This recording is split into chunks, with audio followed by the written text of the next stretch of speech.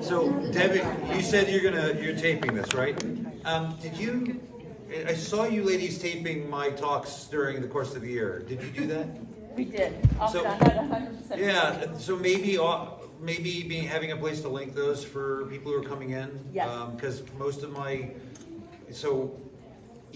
every other week I will come and give about a half hour teaching, and then it usually goes about another 15 minutes with questions.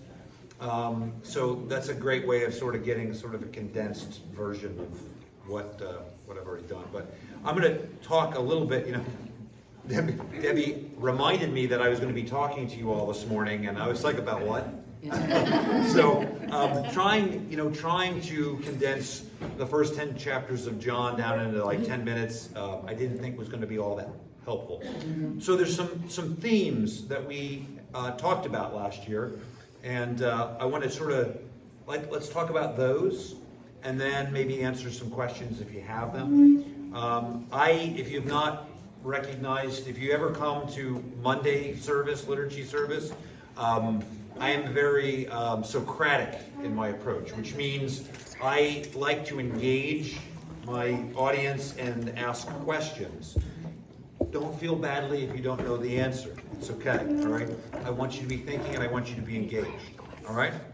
So, who can tell me, I'm going to start you off with a softball. Okay?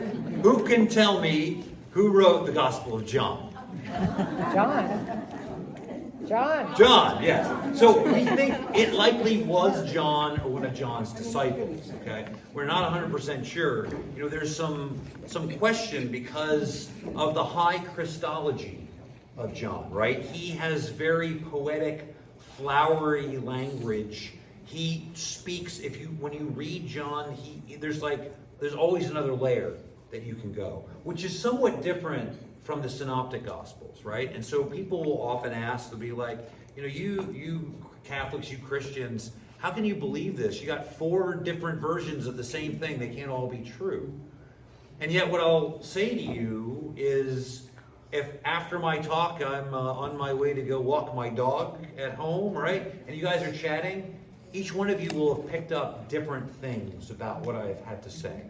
And that's what the Gospels are. They are a version of the truth from a particular person's point of view, inspired by the Holy Spirit, okay? So sometimes there's differences, and we go, well, how is that? Because some of that is taken from different periods of time. Specifically, John, or one of John's apostles who wrote this, had a particular audience in mind. Does anybody remember who John's audience was? Pharisees. The Jews, yeah, the Jewish community in general, and perhaps the Samaritans specifically, trying to bring them back into the fold, trying to give them an understanding of who God truly is, right? And so John's gospel is trying to get Jews, faithful Jews, to understand that the Messiah has what? Already come, right? If you're looking for a Messiah, you missed out. You missed the boat, and let me tell you why, right? So that's what John's gospel is about. Unlike Matthew, Mark, and Luke, the synoptic gospels, right? These gospels that have very similar stories and approaches. John assumes you already know those stories, that you've already heard that good news. So let me tell you something else, okay? So we always want to be thinking about it in that way, right? So the secondary purpose, although it's probably unstated, is that John wants to give us a glimpse into Jesus' life in Jerusalem. And that also is what points us to the fact that this was written for the Jews, right? Most of the Synoptic Gospels take place in the countryside, right? But specifically, Jesus spends a lot of time in Jerusalem itself. Because he was preaching to a particular audience when he is in Jerusalem, right? If you listen to Bishop Robert Barron's homily for this past weekend, he talks about how we need to get off the ladder, and he uses this great example that Jesus did with this child, this sort of innocence, that children aren't interested in social standing, right? The way we are. The Jews were very much interested in social standing, right? The idea that the Messiah was going to be a nobody who would be crucified, it was like they couldn't wrap their head around it. 2 weeks ago, Jesus calls Peter what? Satan, get behind me. You're thinking like God. You're thinking like men, not like God does, right? Because Peter couldn't understand that the Messiah, this great king, who was supposed to drive out the Roman Empire and then restore the kingdom of David, would be a servant, would be a carpenter, would be a pauper, would be somebody who would have to die, right? He begins to believe because he sees all these miracles that Jesus is doing. And then when Jesus says, yeah, you sort of got it, Peter, but let me tell you how it's really going to be. He can't accept it, right? That's why Sunday, the disciples, Jesus again says that the Son of Man is going to have to suffer and die and rise again on the third day. And they're all what? Quiet, right? Why were they quiet? What do you think?